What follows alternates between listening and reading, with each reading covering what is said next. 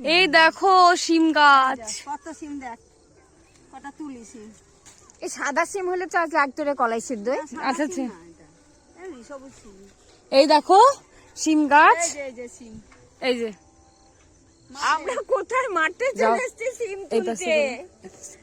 এই দেখো কত সিম, এই যে এই দেখো এই দেখো এই যে দেখো কত সিম ধরেছে, এই দেখো দেখছো, এই দেখো।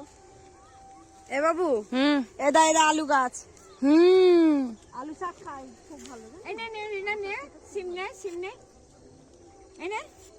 দাও। দেখছো তো আমরা কোন মাঠে চলে এসেছি, বাড়ি থেকে অনেক দূরে চলে এসেছি, সিম তুলছি।